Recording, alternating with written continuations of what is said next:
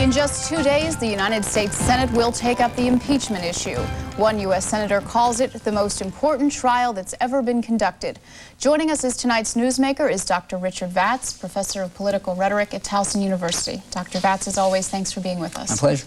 Well, here we are 2 days away. Does this mean a trial in the Senate is almost certain, or is there still room for some sort of deal? Well, nobody knows. We have the Gorton-Lieberman plan, which is now supposedly in a good deal of trouble, in which you'd have Representative Hyde present the case against the president, then you'd have the White House make their case, then you'd have the Senate in a given day ask questions they want to ask, and then you'd have a vote.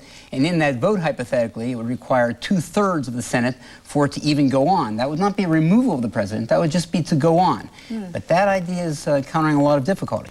Because? Well, it's encountering a lot of difficulty because people don't believe that you should have a supermajority needed to continue a process that the Constitution demands.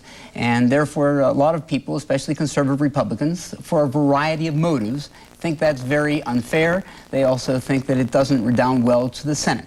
Well, certainly the White House wants its opportunity, if there is a full-blown trial, to present its witnesses and to present a vigorous defense of the president. Well, that's right. And the White House has already said that they're going to be very aggressive, and that has consequences because that has irritated some even Democratic senators that they're taking such an aggressive stance. So everything that happens creates ripples in the pool and creates a whole host of unintended consequences. There was talk after the impeachment in the House that once this moved on to the Senate that perhaps cooler heads would prevail and we would see some sort of compromise worked out.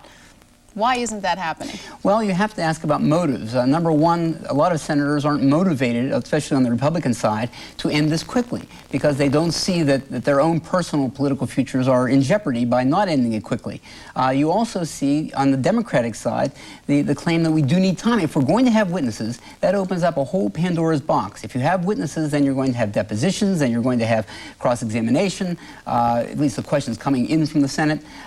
It's very, very complicated. And every step that you take implies 13 other steps that some people want and some people don't want. We are hearing the term gridlock. Is that what we're facing here?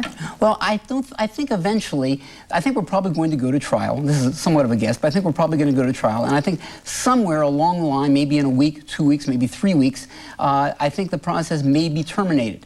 But I do think that we're going to get into a trial. And I think there is a growing consensus in the Senate that they have to at least meet the requirements of the Constitution to begin to hold a trial.